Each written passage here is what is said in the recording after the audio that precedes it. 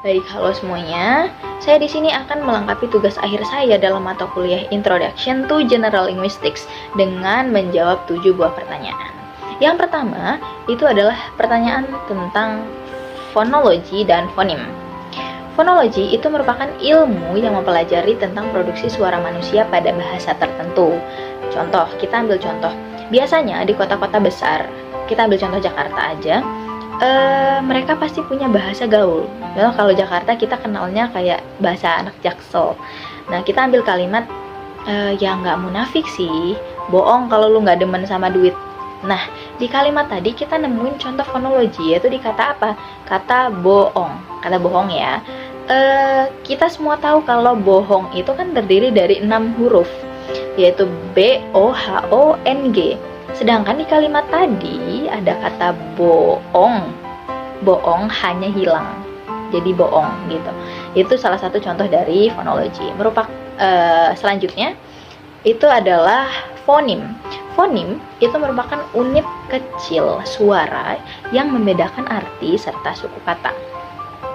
Contohnya, kita ambil contoh bahasa Inggris saja, yaitu kata sweet dan hit. Di sana sama-sama i ya, sama-sama ada e-nya, dibaca i dalam bahasa Inggris. Cuman dua kata itu beda makna. Jadi sweet itu artinya manis dan heat itu artinya panas. Sama-sama i, sama-sama kayak sweet, heat, cuman beda makna. Itu merupakan contoh dari fonim. Selanjutnya kita lanjut ke soal yang kedua, yaitu tentang morfem, bone morfem, dan inflectional morfem. Yang pertama morfem. Morfem itu merupakan unit terkecil yang memiliki arti atau fungsi tata bahasa yang dapat dipecah menjadi kata-kata. Yang kedua, itu merupakan bone morfem. Bone morfem itu merupakan imbuhan yang tidak bisa berdiri sendiri sebagai sebuah kata dan selalu menyambung pada sebuah kata. Dan bone morfem ini sendiri terdiri dari dua jenis, yaitu prefix dan suffix. Prefix itu merupakan imbuhan yang berada di awal, sedangkan suffix itu merupakan imbuhan yang berada di akhir. Dan yang terakhir itu adalah inflectional morpheme. Inflectional morpheme itu merupakan salah satu morfem yang tidak bisa mengubah arti maupun word class atau kelas kata dari sebuah kata, melainkan hanya memperhalus atau menambah informasi tata bahasa tentang arti yang sudah ada dari kata tersebut. And then kita lanjut ke soal yang ketiga, yaitu tentang semantics, connotation, sama homophone. Semantics itu merupakan ilmu yang mempelajari arti dari kata-kata, frase, dan kalimat. Contoh, kita ambil kata human atau manusia dalam bahasa Indonesia. Dalam bahasa Inggris, human itu artinya manusia. Namun, kamu harus memahami konteksnya untuk lebih memahami apakah yang dimaksud manusia tersebut adalah laki-laki atau perempuan atau anak-anak atau mungkin orang tua. Jadi itu merupakan contoh dari semantics. Kemudian connotation. Connotation itu merupakan makna kiasan atau bukanlah makna sebenarnya. Contoh, sejak pandemi terjadi, banyak pedagang yang gulung tikar.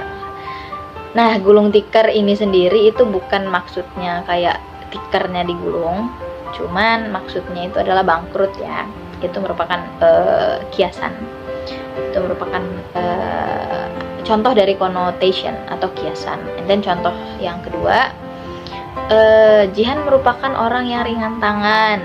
Ya, Jihan merupakan orang yang ringan tangan. Ringan tangan itu bukan berarti tangannya ringan, cuman artinya adalah suka menolong. Artinya Jihan itu merupakan orang yang suka menolong gitu. And then yang terakhir adalah homophone. Homophone itu merupakan kata yang berbeda namun punya pronunciation yang sama atau penyebutannya sama. Contoh, she buys flowers.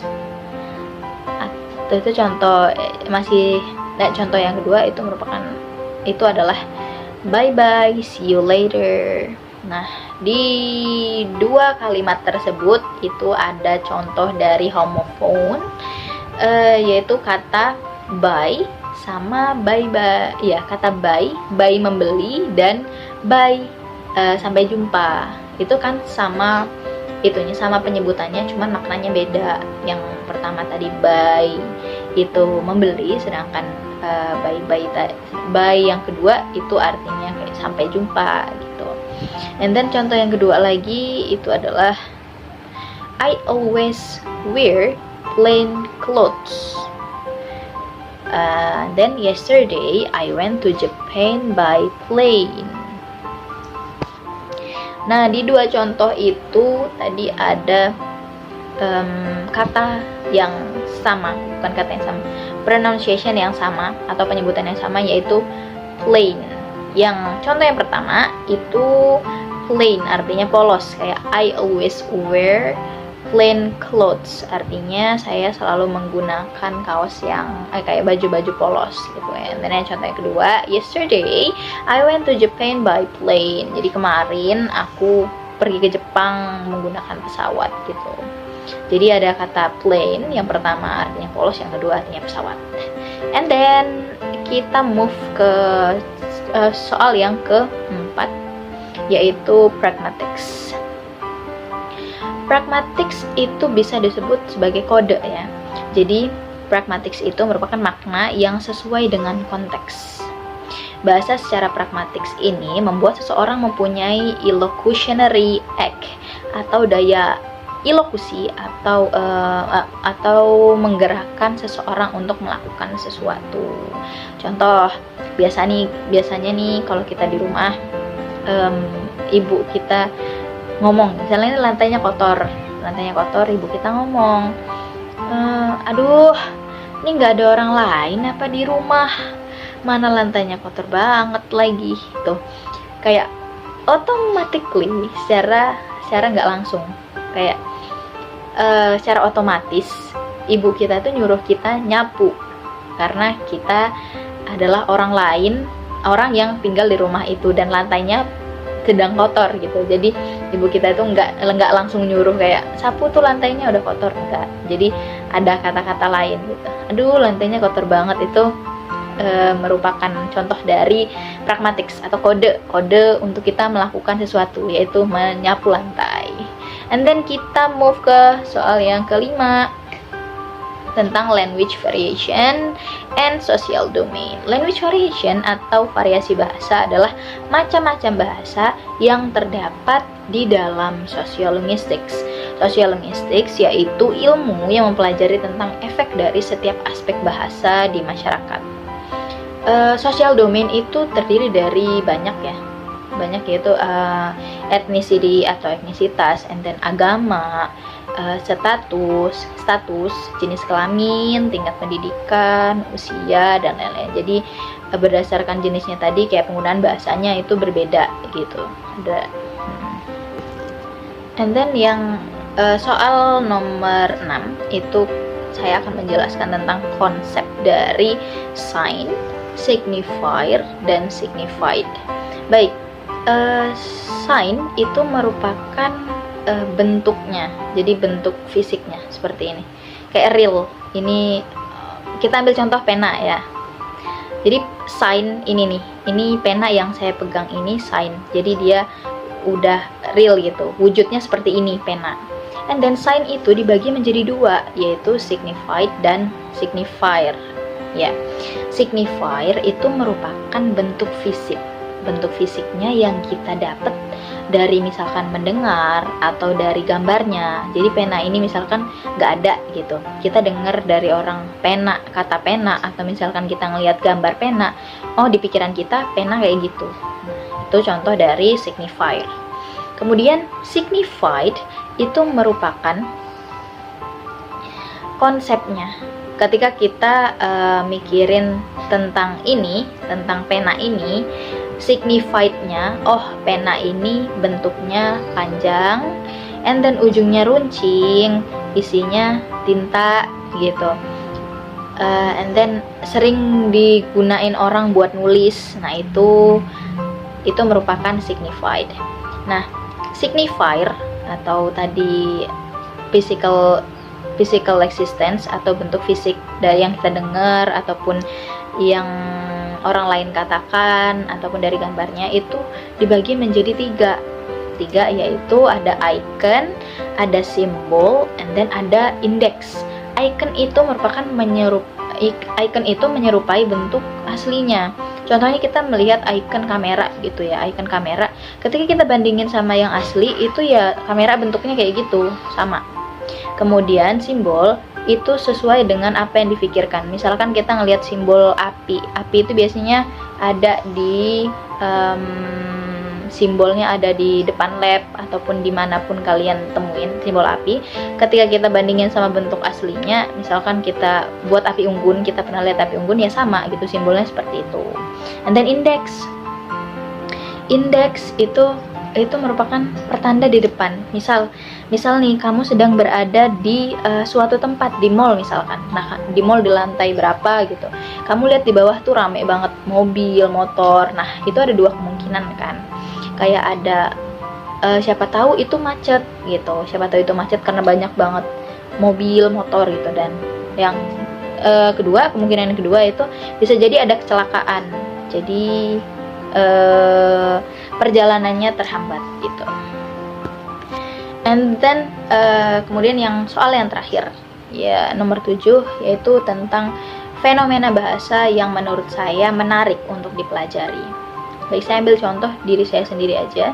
Karena saya suku Jawa, jadi saya pernah jadi ketika saya tinggal di sana beberapa tahun, saya menemukan di sana ada seperti tingkatan bahasa.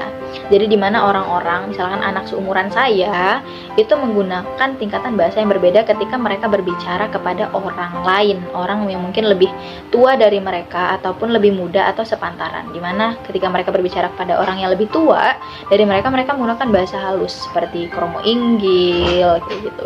Dan ketika mereka berbicara kepada orang yang seumuran sama mereka menggunakan bahasa keseharian.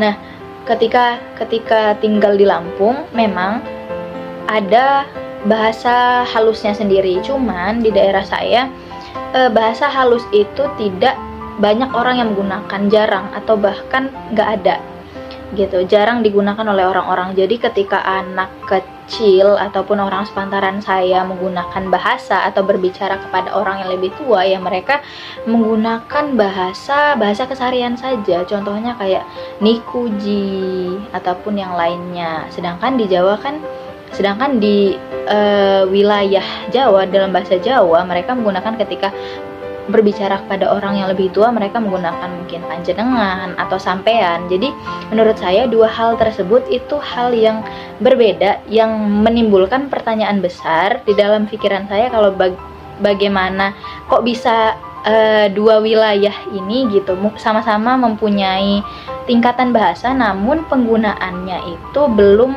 merata di wilayah saya, di wilayah Lampung. Jadi ketika di Jawa itu anak-anak sudah terbiasa menggunakan bahasa kromo sama orang yang lebih tua, dan ketika mereka menggunakan bahasa keseharian mereka atau bahasa yang seharusnya mereka gunakan kepada orang yang seumuran sama mereka digunakan pada orang yang lebih tua, itu terkesan tidak sopan. Sedangkan di wilayah Lampung itu biasa saja, hal yang biasa. Jadi menurut saya itu merupakan salah satu fenomena bahasa yang menarik untuk dipelajari. Sekian, terima kasih.